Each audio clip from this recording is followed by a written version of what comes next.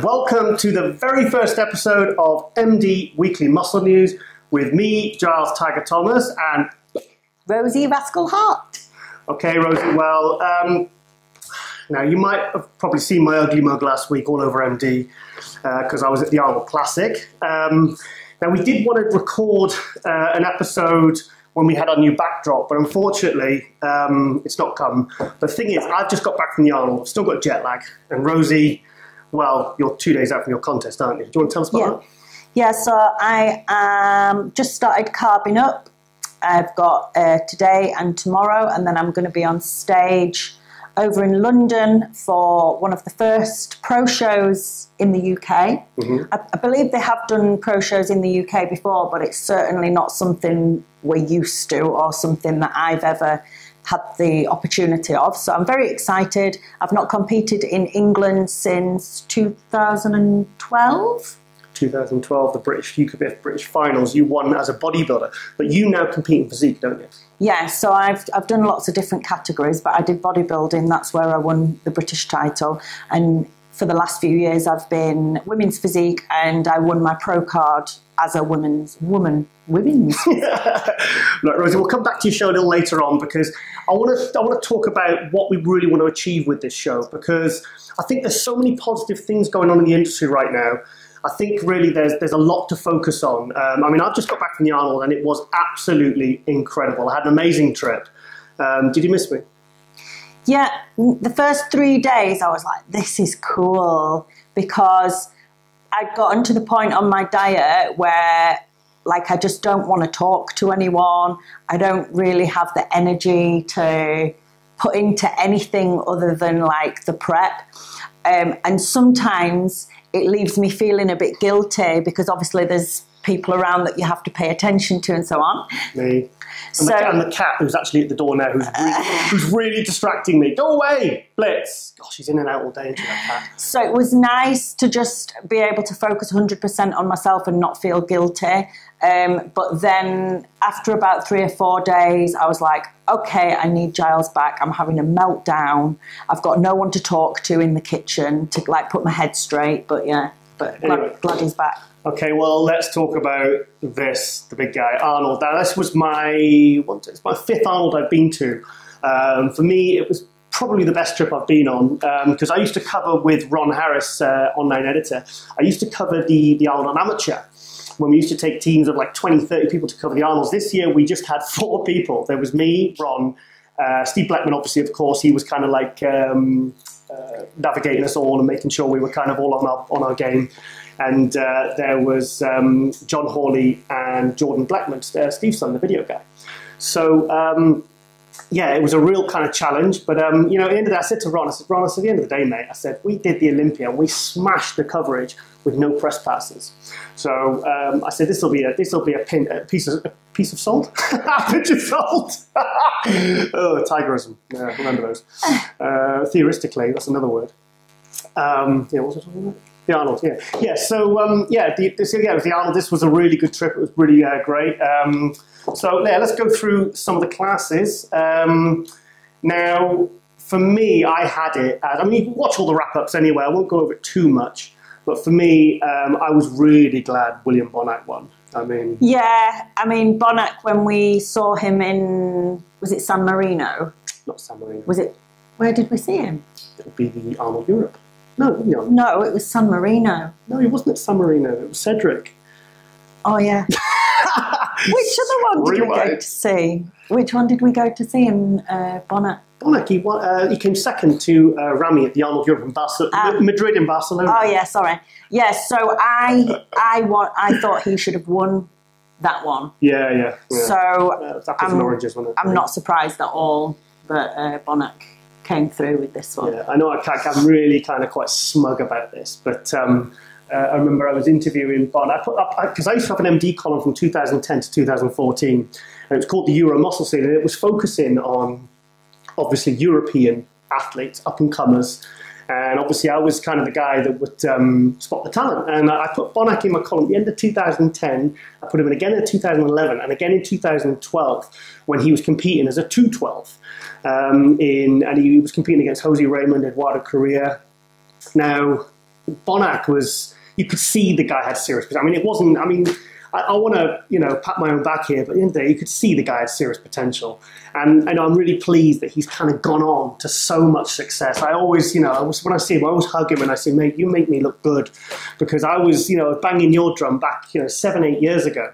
So, so yeah, that was a real buzz to see him win. I think I have seen him better though. I've seen him slightly better. Yeah. I think. Yeah. And what did you think? Because you were saying before you went to the show, you hoped he was keeping his waist nice and small. Do you think there's any change, or? He's kept it, but he's kind of, it's like they always say that Phil Heath has maxed his frame out, but every year the guy comes in bigger and bigger. You've got guys like Roelly who manage to come in bigger and bigger, and, you know, by and large, they've kept their waist nice and small. But the thing is, when he first walked out, when he walked in from the side, he was really, he did look thick-waisted. And then, like I said in the wrap-up with Ron Harris and George Farah, he kind of did like a front lower bicep and his waist just disappeared. I was like, oh, thank God, thank God. I was so relieved. It's definitely harder for the shorter ones to keep that small waist because there's just no length. Yeah. Do you know, from lats to hip tie-in, there's nothing. So you have to, it's like a real challenge. And obviously Dexter looked amazing. I think real standouts for me were new guys like Robert, he's changed, Luis Rodriguez. I think he's changed his name to something else, something Rodriguez. But he was really impressive. He got 7th place. Now, it's like, I like to see the new faces. For me, the biggest disappointment was Roelly. But not in terms of his physique, but in terms of his conditioning. Because, again, Roelly's another guy I've been kind of promoting. The first job I ever had with this, the first video assignment I ever had with ND was back in 2011. And they sent, Steve sent me over to Rotterdam when he was with Sybil. He was prepped by Sybil and he was living out there. He's moved out to Q8 now. And he's one of the camel crew.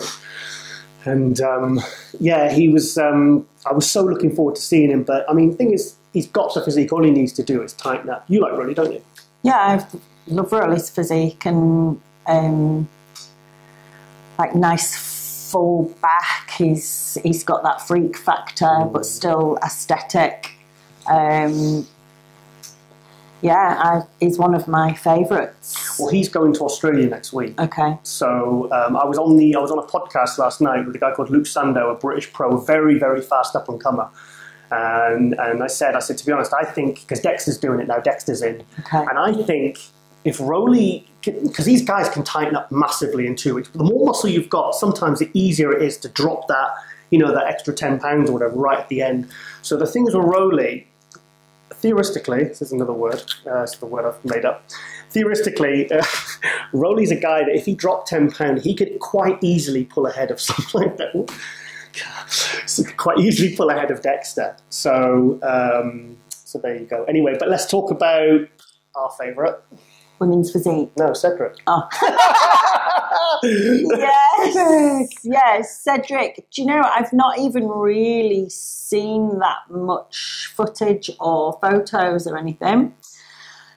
But I don't care, because I don't care what I look like, I'll still say he's awesome. Yeah, same here. Yeah, just love everything he kind of stands for and the kind of physique that he presents. But I had a nice little WhatsApp message from Cedric last night. This is cool. Yeah, we've been chatting a little bit for a while about doing a doubles routine together, something really special, contemporary, focusing on the kind of beauty and the sculpture, statuesque shapes that you can create with classic frames. Bit of a lost art at the moment, isn't it? Really good posing. I think it's a very... And it can be so cheesy if it's done wrong.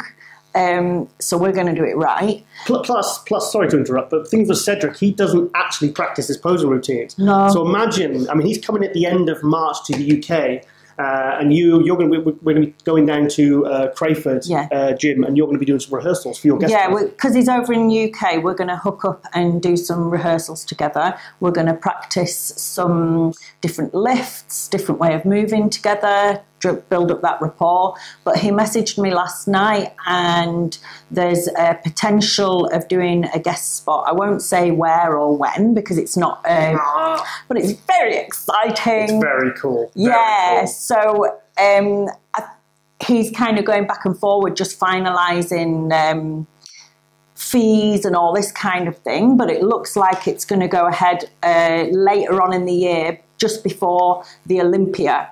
And it'll be a very exciting place to travel to. And yeah, so fingers crossed, because I'm really looking forward to that. And it'll just be awesome to spend some time with Cedric. And good guy.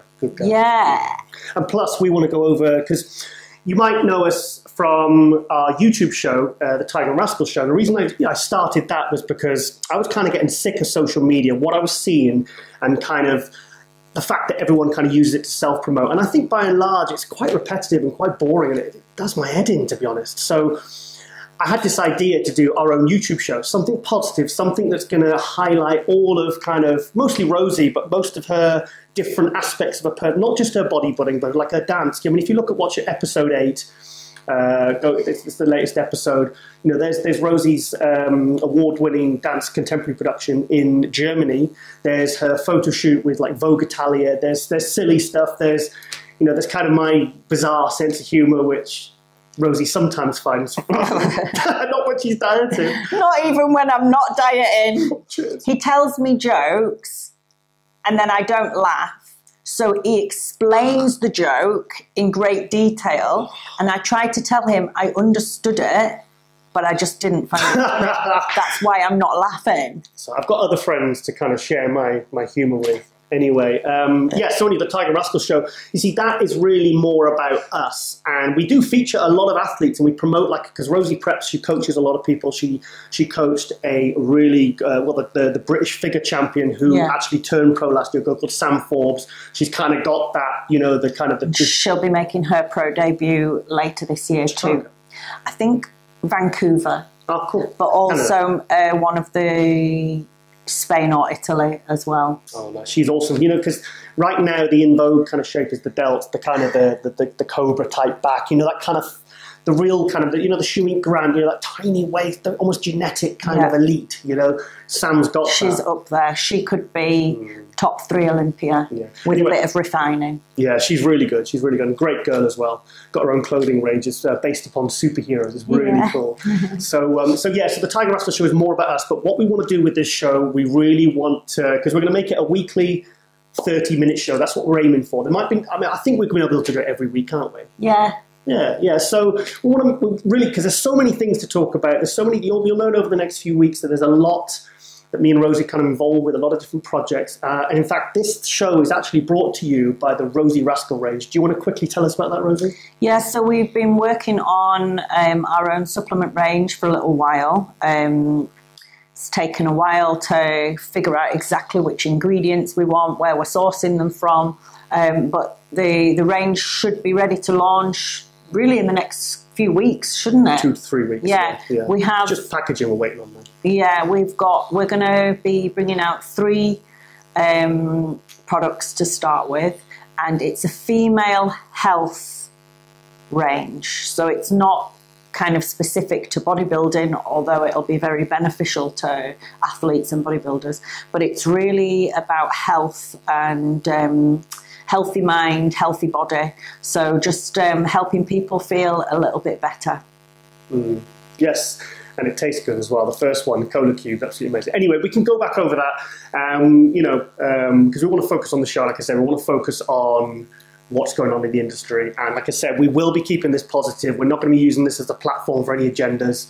That's not how we roll. That's not how we roll. No, we'll do that on Facebook.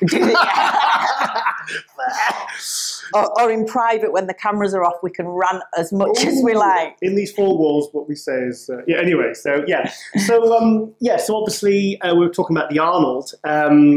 Now, I insisted I cover the women's physique because we didn't actually...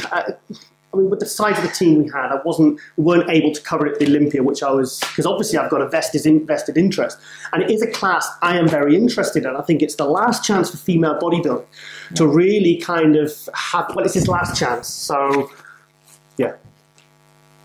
Arnold. Yes, so I was like messaging Giles, how they're looking, I mean, someone asked a question why I didn't do the Arnolds because obviously I'm competing like a week later. The main reason was because I'd had a lot of gut problems last year when I competed, so I needed to take a lot of time to heal my gut before I would be able to compete again. So I hadn't planned to compete until like June time. It just hadn't been something that I was going to be able to do. But then my treatment for my gut finished really nicely in December, and we found out that there was this show in the UK. So I spoke to my coach, and it was like, can we do it in 14 weeks? Patrick Tour, by the way, it's a fantastic coach. Where we'll talk about Patrick another time in more depth. But yeah, so good. Yeah, so he was like, he said to me, are you asking if we can do it, or are you telling me we're doing it? And I said, I'm telling you we're doing it. And he said, okay, we'll find a way.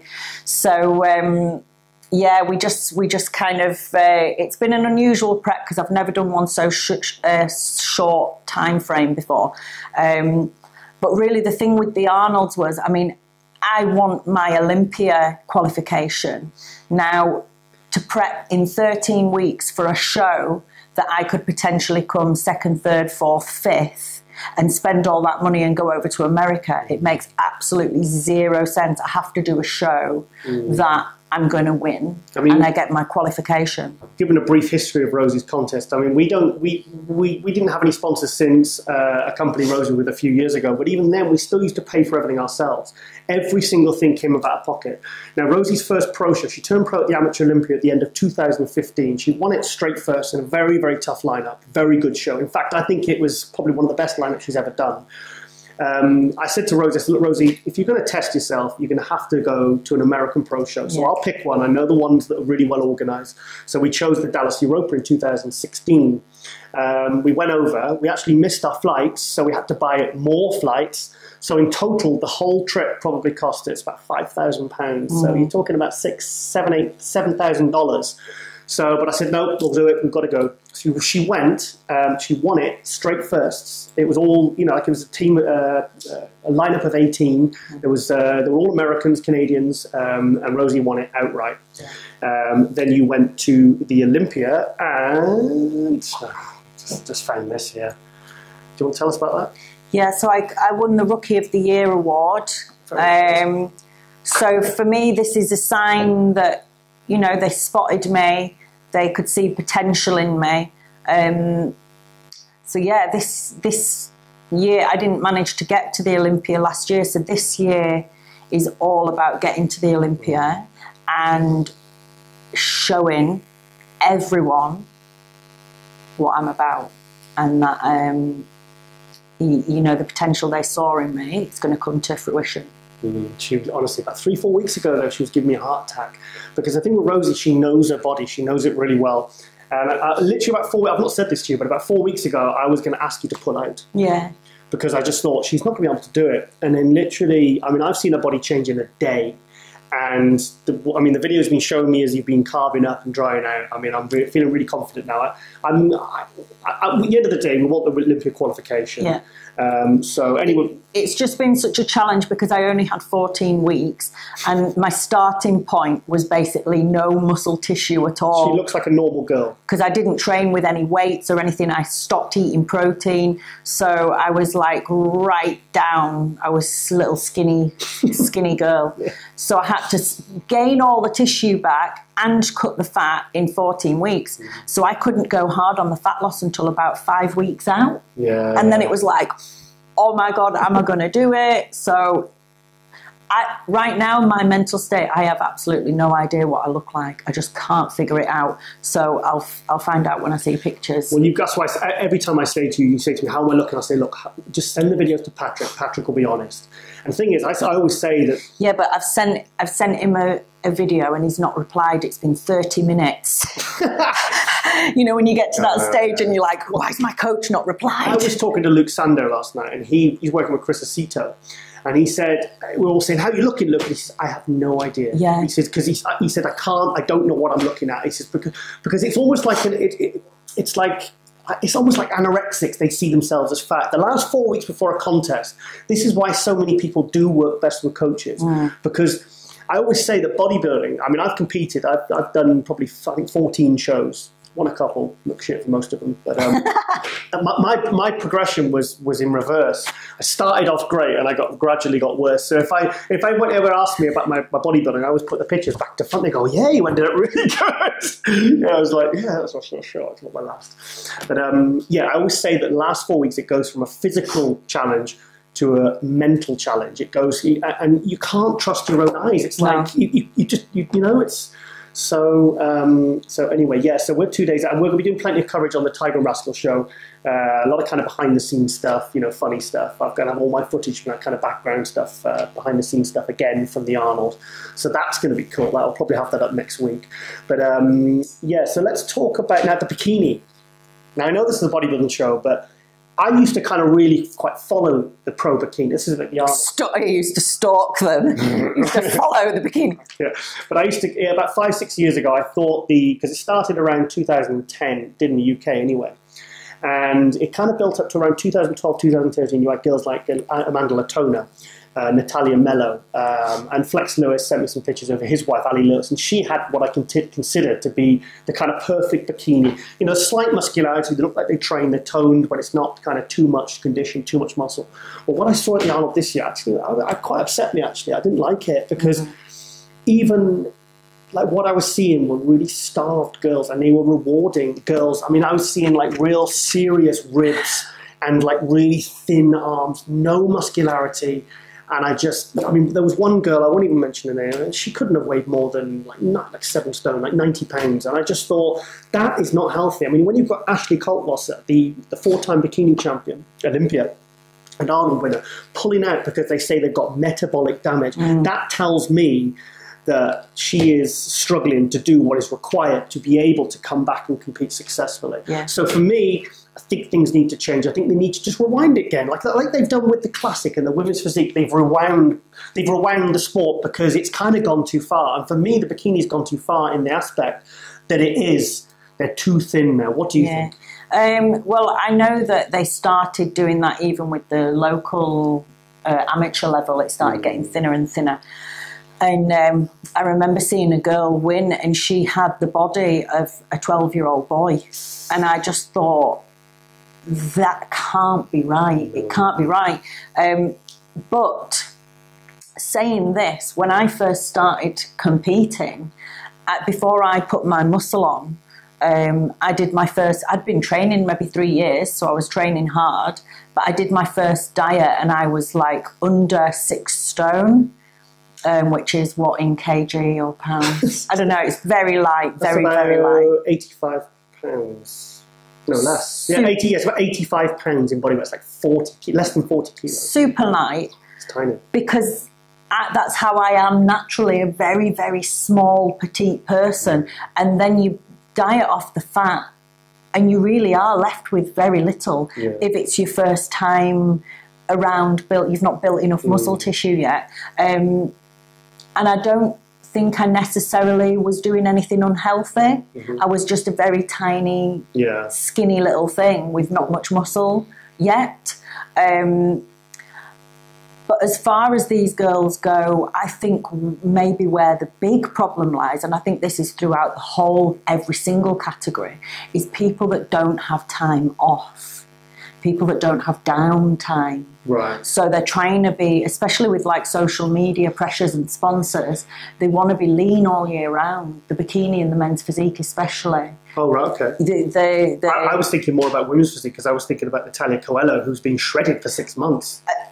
Okay, I think maybe the odd person can do this. Yeah.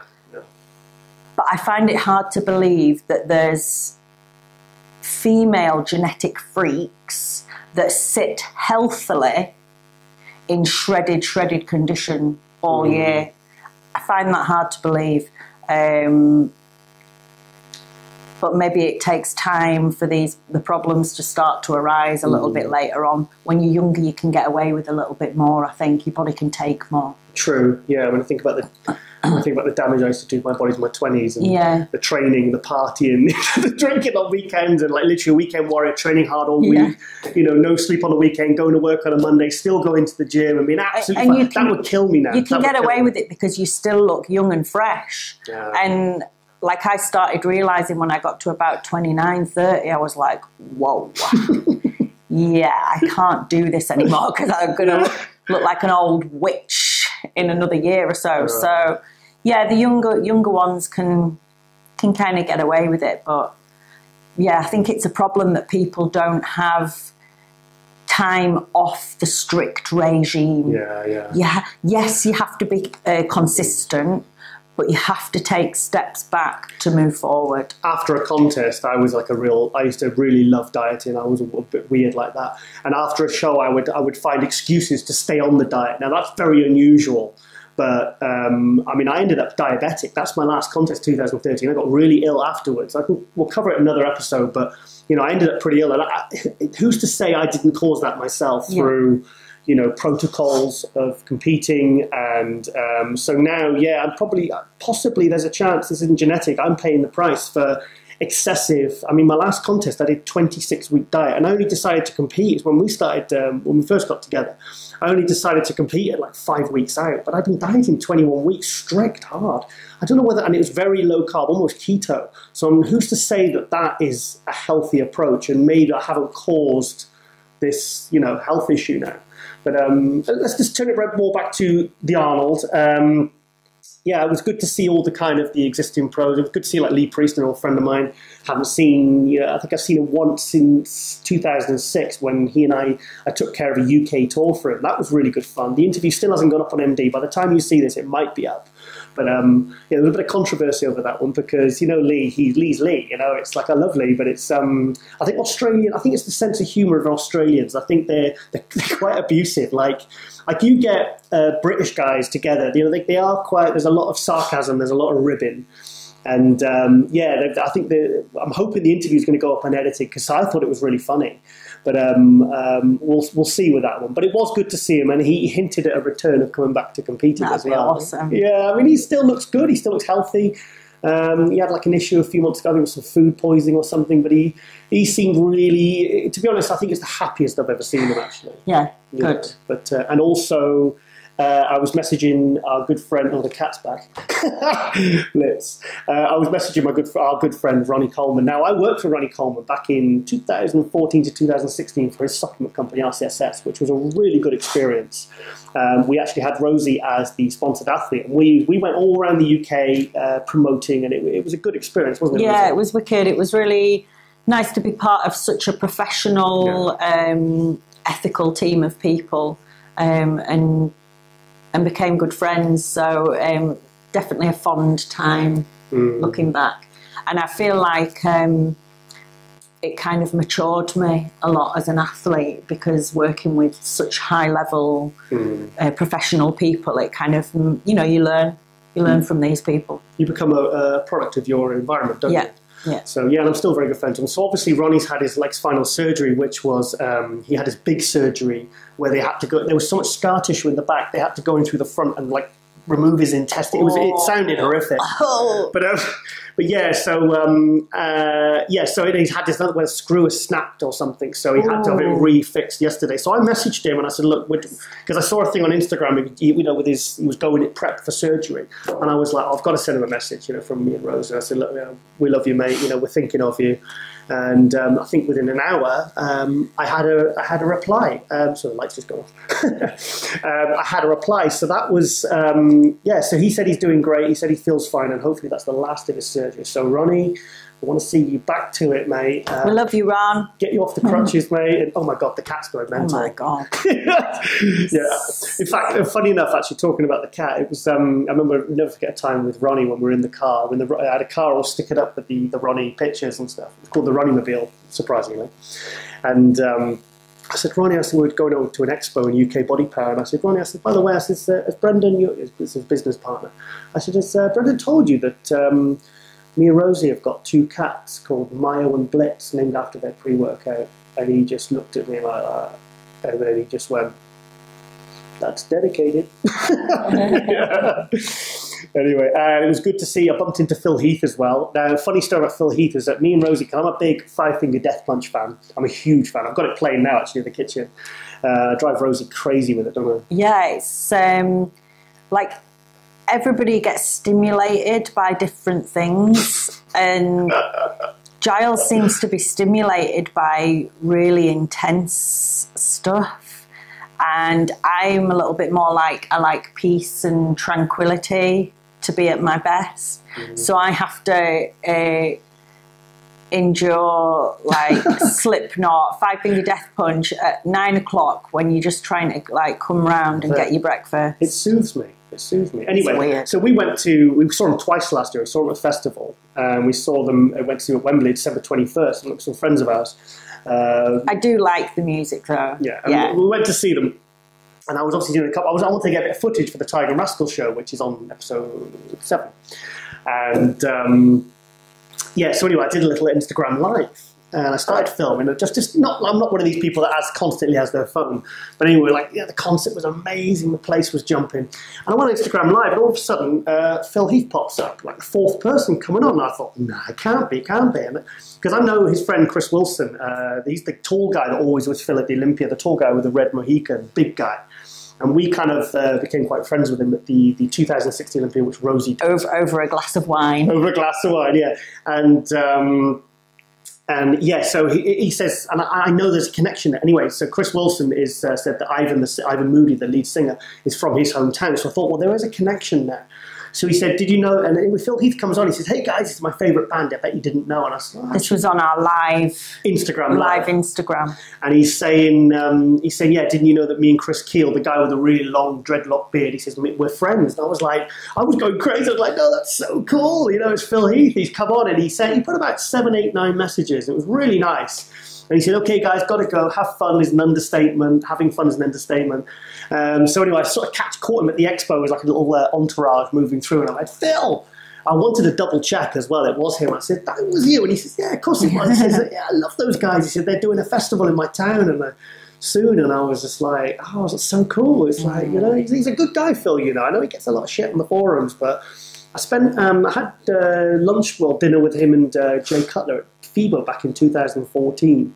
And I spent probably an hour and a half in his company, and I really enjoyed his company. I always have this question about whether the real person, whether you should judge someone by the time you spend with them and what they're like face to face, or whether you judge them from social media.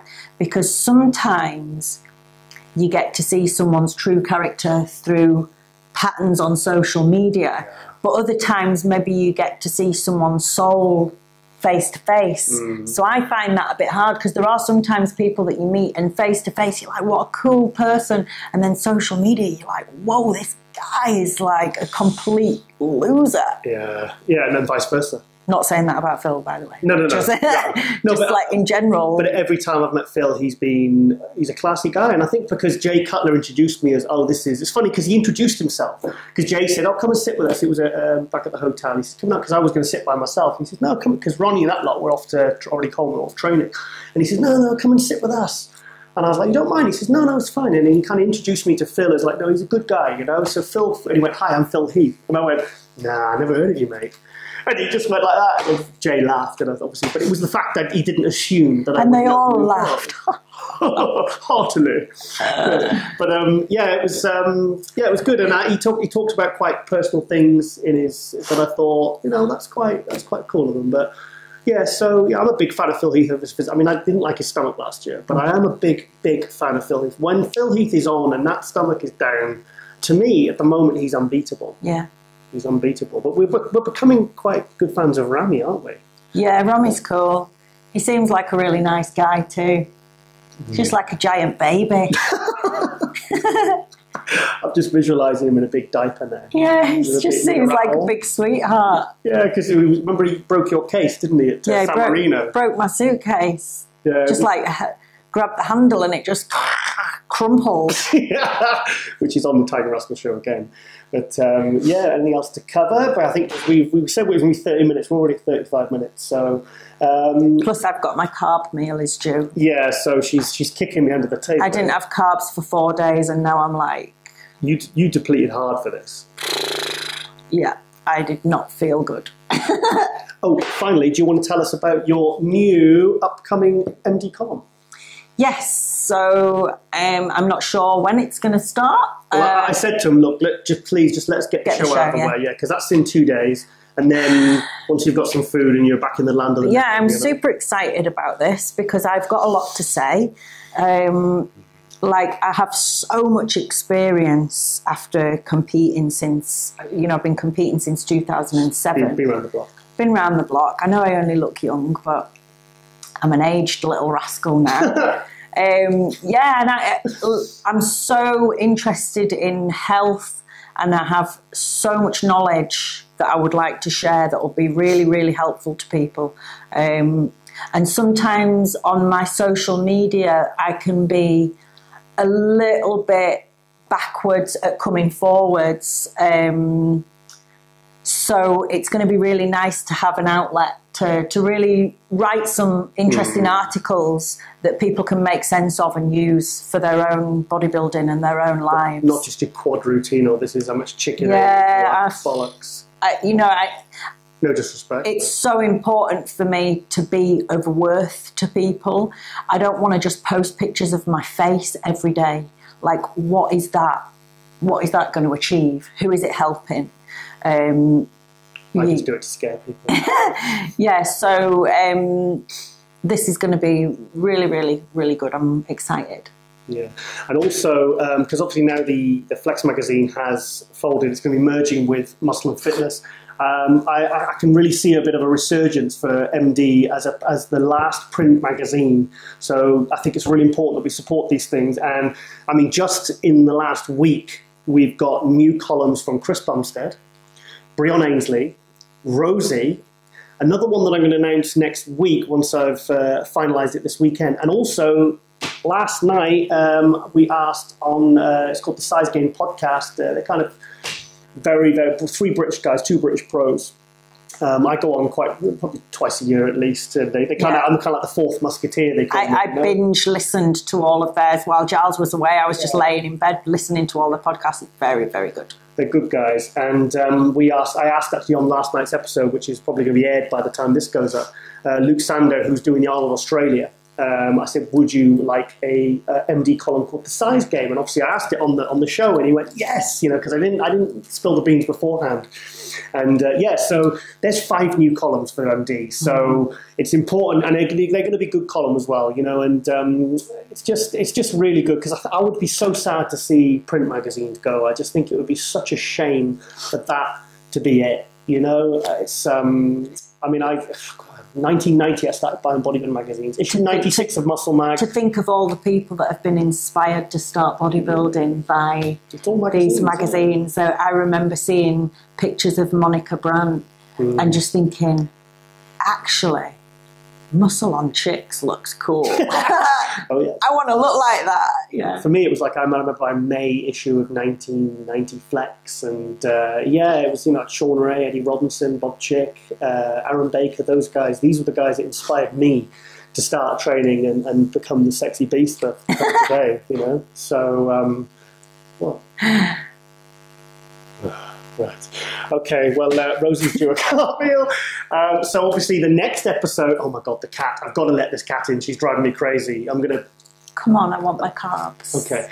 So the next episode will be next week when Rosie has competed. So stay tuned to the MD forums for all updates. And I've got to let the cat in. So with Rosie Hart, this has been the first episode of MD Muscle News Weekly. I'm Giles Thomas with... Rosie Rascal.